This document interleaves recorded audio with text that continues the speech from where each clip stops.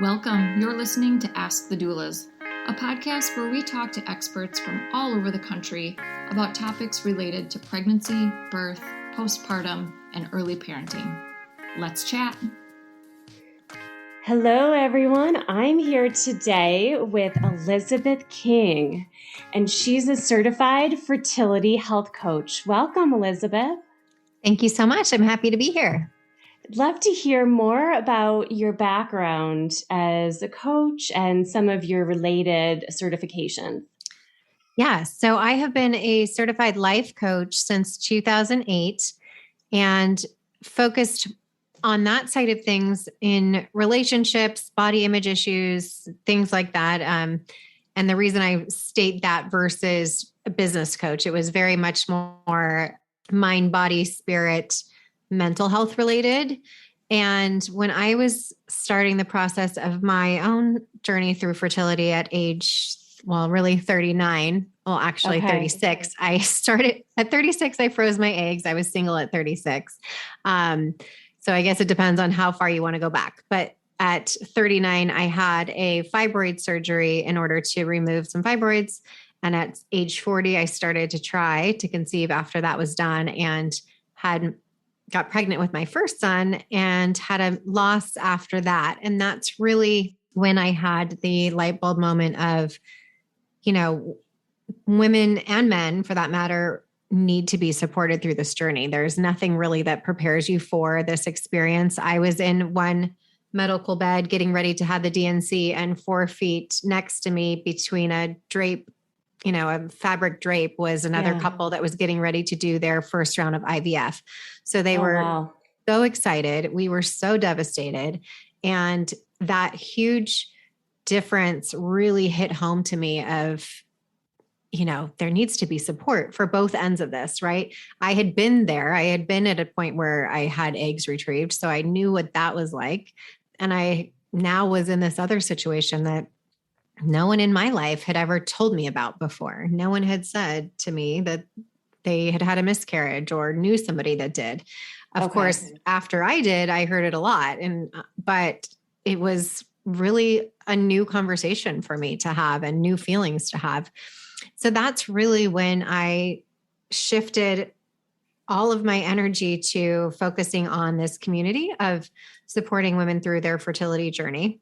And through that and the losses and whatnot, I had some clients that really how it worked, I should stop myself, was a friend would say to another friend that just had a loss, you should contact Elizabeth. She's a life coach. She can help you through this. And that's kind of, the ball started rolling from that. And then I was prior to that, I would visit doctors with clients for their IVF consultations to help them to determine what questions to ask, help them figure out, is this a right fit for them? Because, most of the time we think our first stop is where we need to be when that's not the case. You are interviewing the doctors. And sometimes to have somebody with you who's educated in that realm helps you to have a little bit more confidence and power in doing that, making those decisions to say, no, this isn't a right fit for me or whatnot. And then going through late term losses with some of my clients really is what pushed me to do the birth and bereavement certification. So you ask about that. And having a good friend also go through a 23-week loss really made me realize, as much as I had been helping women that were going through early losses, the late losses and the stillbirth was like a whole different ballgame. I spent some time in that a little bit, and then new parent education. So being a mom of 3 within 3 years and hiring a lot of people myself and going through a lot of things to try to figure stuff out. I now kind of help men and women, again, who are third trimester, just to tee them up for success before baby comes. So that's the umbrella of all of that stuff. Sounds like a mouthful. I love it. What an amazing journey. And it seemed like you got into coaching very early on. It's so popular now. And, fertility doulas and coaches are a newer, profession. So I love that you got into this work very organically versus just taking a training and have that personal experience to be able to relate to your clients. Yeah, it's funny. When I first did it, it wasn't really popular. And it was I'm from California, I live in California. And we would joke that people would think you live in California, you eat sushi and you have a life coach. Right. And now it's like, every other person is a life coach, which is great. I'm all about the more the merrier to help people in whatever way that looks like. So I would love to, we've had quite a few clients request our support pre-conception, and we don't have fertility doulas at Gold Coast. So we've always given them resources, but we've had clients with secondary infertility that had no problem conceiving the first time, and then they're struggling with fertility the second time around. So I'd love for you to address that issue. I'm happy to. Secondary infertility is tough because it comes with a lot of different aspects that most people don't really think about, as far as there's judgment from outside people that you already have a baby. So be happy with what you have, essentially. You are very consumed with trying to conceive when you have another little one, which then you have this guilt of, why am I not just present and grateful for the one that I have? And at what point should I keep going on this or not keep going on this, even though my heart is telling me that I should keep going?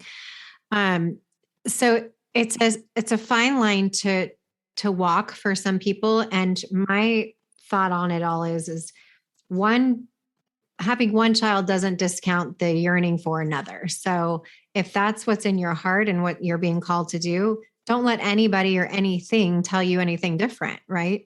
Yes. And it can be very confusing and hard mentally for people because they feel like, my body did this before. I know what to do. Like, it should just happen, right? And why isn't it happening? And that can be a whole nother level of working through self-love and working with connecting with your body and figuring out what may have happened between, pregnancy number one and now that could be blocking you. And there's a lot of things. You show up so different after you've already had a baby. You're tired.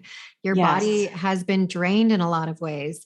And, there's also, we hear so many people that are like, I wasn't even trying and I got pregnant right again after my first baby. And it was so easy. And so you have this, I always say to people, you can't undo what you hear or read.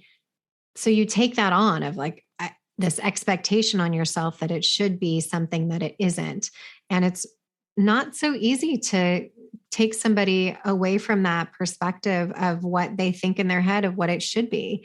So it comes with a very heavy heart and a heavy situation with somebody that's going through secondary infertility. And I only say that so that anybody who's listening that is going through that, they realize that don't downplay it if you're feeling stressed about not being able to get pregnant. It is hard. You have the right to feel not okay in this situation. But at the same time, there's a lot of things that we can do to figure out what's going on. And I'm the first one to say, don't waste time. If you don't want to wait, a long time to do that. And a long time is a year. If you're under 35, 6 months, if you're over 35.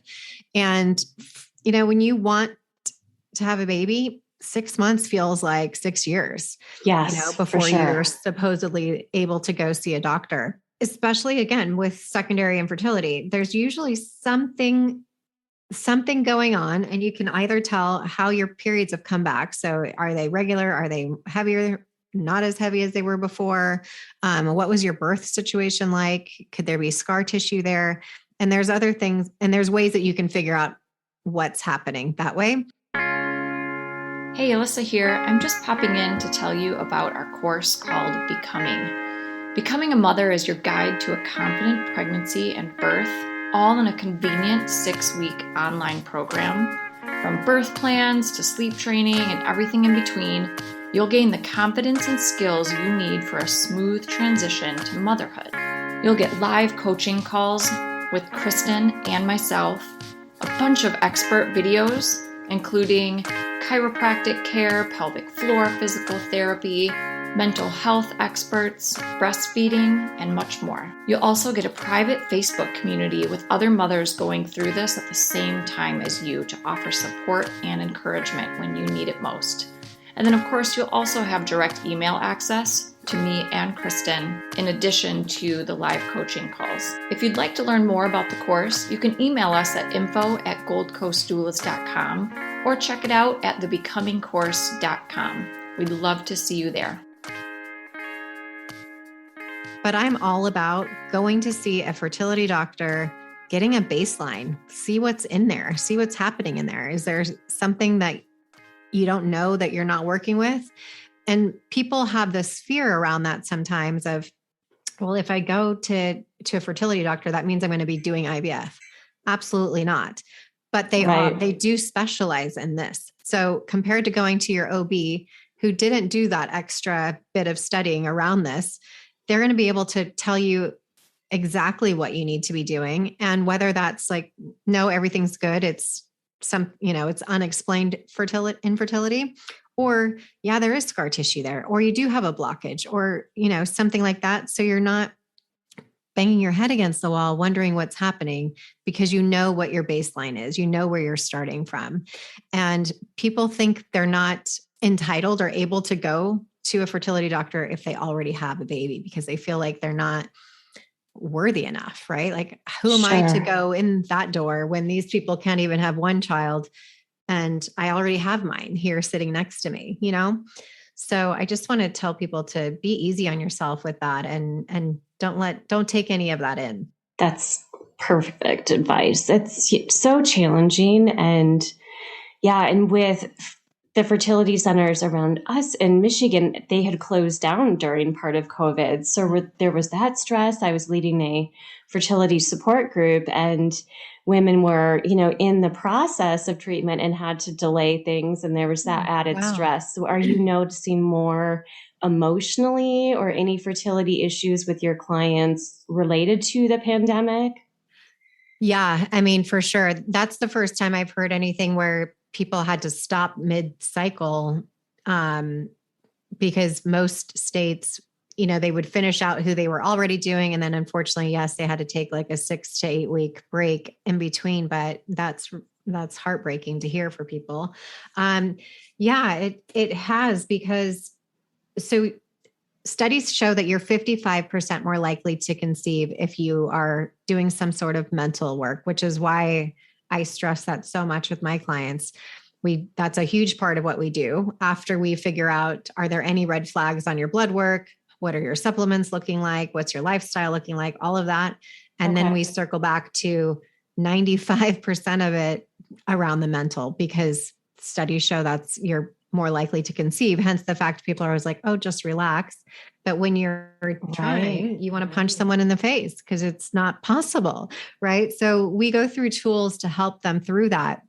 And through COVID, because so much of it was out of our control, and a lot of people lost that little support that they did have from their partner. So they would go into their appointments with their partner. They would have that support of somebody holding their hand and being next to them, that whether that person really was engaged or not engaged or understood what was happening or not, physically having someone there is a calming agent and does help you figure out, okay, what did they just say when we walk out of this doctor's appointment, and you can bounce it off somebody.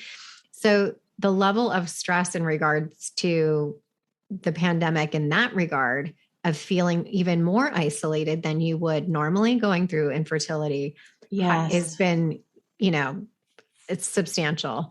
And whatever you can say, whatever, but having your partner on FaceTime when you're in the doctor's office is not the same, especially if you have PTSD from a previous loss and you're trying to go through, the ins and outs of blood work and ultrasounds and then subsequent pregnancies and hoping that that one is viable and, all the things there.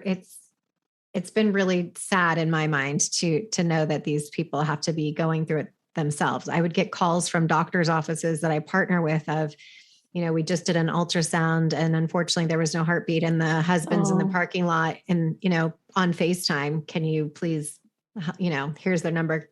They would like you to call them. And that's heartbreaking. I mean, I can't imagine going through my losses without my husband next to me. Right. To think like he's in the parking lot in the car getting this information, it's hard for both. It's isolating for both. The partners feel even more distant from the females that are going through it, that are actually in the offices and whatnot. So yes, to a very long answer to your question, it's been a difficult aspect for sure. So walk us through, you've described a bit about the coaching process, but yeah, if you'd fill our audience in on what it's like to work with you, how you begin the process, and how long the average client stays with you. Yeah. So it all depends on what stage they come to see me. So I have some that are trying naturally and they've been trying for 6+ months and just feel like nothing's really happening. So we really hone in on, again, looking at their blood work. Is there any red flags there? So is their thyroid normal? Their D3? Is their testosterone, everything in line? And if there's something that looks like it might be a little off, to send them back with that question to their doctor. Can you rerun this panel? Can you look to see if this is fine or not fine? And surprisingly enough, they don't notice it as much as they should. I hate to say that. Okay. As well as getting their blood work done on the correct days. So as you know, it should be day 2 or day 3 of your cycle in order to really get an accurate picture of what's happening from your reproductive hormones and everything. So yes, we make sure that everyone has everything in line for that. And that's just across the board, whether you're trying to get pregnant naturally, if you're going to do an IUI cycle, or you're getting ready to do an IVF cycle with retrieving eggs, et cetera. And then we tailor everybody's protocol for their supplements to each person. So based on what that is, so some people may have low D3 and some people have normal to high D3, but everybody needs it. So we make sure that that's, in line. And, are they taking CoQ10 for egg health? Are they already taking things that they shouldn't be taking and they need to be replacing it with something else? Is their testosterone high? So we want to make sure they're not taking something like DHEA, because that's going to cause it to be even more so. So we look through all those things. We do a food sensitivity panel so that we eliminate any foods that would be causing inflammation in their body. Okay. I'm a big proponent of not doing strict fertility diets, because most of my clients have some sort of issue around food. So if we're restricting them in some form or fashion because of, they're trying to get pregnant, it causes their body more stress because they're holding on so tight to, I can't have dairy, I can't have gluten, I can't have sugar, I can't have any of these things. And when in fact, unless you have an underlying condition or a food sensitivity to some of those, they're fine for you, right? So, they can spend tens of thousands of dollars on fertility diets, but then come to me and we work through, again, the mental aspect of that, and they end up pregnant within, 1 to 2 cycles. So, it's really about what is going to balance those cortisol levels and the adrenals and make sure that they're at a balanced place, because again, those hormones that signal from your brain to your reproductive system matter so much. And the fertility clinics and whatever, they don't focus on that. They focus on what does it look like inside in there today? And what does your blood work look like? They don't ask you how stressed are you? And what are you doing to prevent your stress? So we talk about that. I send people to acupuncture that, of course, fertility acupuncture to, we work through whatever tools work for that particular person. So for some, affirmations work, or vision statements. For some, it's like, you may as well tell me I'm going to the grocery store today. Like that does nothing for me. Right. Some people, it's journaling. Some people it's meditating. Some it's, I have some clients that love cooking. And so when they're triggered, they go to look for a recipe and then they know they're going to be cooking that later. I really focus on creating, because when you are trying to create a human being, you want your body and your soul and your spirit to be in a space of creating every day. So, I'm not trying to conceive myself right now, but I choose to color or do coloring books or dance. So I really focus in on all of my clients. What is going to be their creative outlet? Because we are going to create a baby. And in doing so, we're putting it out there that you are creating. I love it. Yeah. So that's a big focus on what we do. And I work with them through their whole process. So unlike therapy, where you're talking at Tuesday at 3:00 every week, it's via Voxer. So yes, we do meet once weekly, but we also talk in between. So if you've ever experienced, maybe you're taking the pregnancy test that day and you're super depressed because it came back negative. So we work together via voice memoing to say, what do we need to do to pull yourself up? Because we don't want to stay in that space too long. Yes, it's disappointing. And yes, we're going to be sad about it, but we're not going to be sad about it all day. And so we go through a certain program that helps them consciously choose the thoughts that they have in their brain to help them to get through that. And that can be working with weight loss or relationships or whatever. I use the same model through all of those things. Okay. And that really is kind of the game changer with people, is having the tools so that they can pull themselves out of situations. So again, if their sister-in-law announced that she's pregnant, that's a trigger for a lot of people, or the back to school stuff, or Christmas cards that are starting to come soon with everybody's families on them. So it's knowing what works for you to keep you in a space of knowing, okay, this is what I need to start doing now. And also we work through a deep dive session where they have a plan. So it's either based on time frame. So we're going to give ourselves 2 months, 6 months, whatever, or based on procedures. So we're going to do 2 IUIs and then we're going to go to IVF or whatever. And then I help work with them to make those decisions of what the right place and time to shift to the next thing maybe. So if they're told that they need to do an egg donor, perhaps that's a really big decision to come to. So we work through a lot of that as far as connecting them with other people that have had donor conception. So they see, that love does not change. It's much easier than you expect it to be. And really working through a lot of those heavy things that come up when you are going through alternative methods. Again, whether that's egg donor, sperm donor, embryo adoption, or regular traditional adoption. So everybody comes with something different. So I meet them wherever they are in different aspects. And we work from there. And it sounds like your clients are all over the country versus local to California.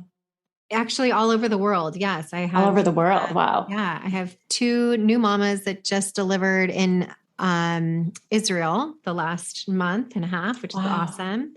One's a single by choice mama, which is so cool to see. I'm all about, not letting that pass you by just because you don't have a partner. Yes. And I have a lot of clients in the UK, in South Africa, in Australia. So yeah, all over the place. That's so lovely. And so how do our clients through Gold Coast and of course our listeners through the podcast reach out to you? I know you've got a lot of different channels, but what are your preferred methods of contact? Like direct contact for us to meet, on my website would be a 10-minute discovery call. And that's basically we meet and discuss what your issue is and see if that's a good fit for you, for both of us. And again, I just want to reiterate too, find the person, the coach that you feel comfortable with. It doesn't have to be me, but there's so many amazing people out there right now that are willing to help you, and you don't have to be going through this alone. So search somebody that you find and you're like, oh my gosh, this is my person. I want them to be supporting me through that. But you can find me on elizabethking.com on my website. And there's a ton of resources there as well as far as free downloads to get information, book a 10-minute free call to see if there's a good fit. And also sometimes I have people where all we need is that 10-minute call, actually. Sure. Granted, it goes a little bit longer than that, but we can kind of nail down things a little bit. And then we circle back a few months later and see how it goes. So I'm also on Instagram at ElizabethKing_coaching. And I have a podcast called Pretty Little Tribe. And I noticed through like some of your downloads, you have so much great information on everything from understanding the fertility language to, just some of the emotions surrounding. So your site is a great resource for information on the journey. We actually have a new program too of certifying other fertility coaches. As I just mentioned before, I'm happy to have as many out in the world as possible because unfortunately it's such a common thing in fertility. So if anybody's listening and feels like they're on the other side of their journey or they want to add this to what they're already doing to serve women and support them in that way, we're now doing the Fertility Coach Academy to certify other fertility coaches. I will have to spread the word to the doula community. Thank you so much for sharing. Yes. Well, it was lovely to talk with you today, Elizabeth. Thank you, and enjoy the rest of your day. Thank you for having me. You too. Thanks. Thanks for listening to Ask the Doulas. For more information about Gold Coast Doulas, visit us on our website, goldcoastdoulas.com. We're also on Instagram, Facebook, and YouTube. If you like this podcast, please subscribe and give us a 5-star review. Thank you. Remember, these moments are golden.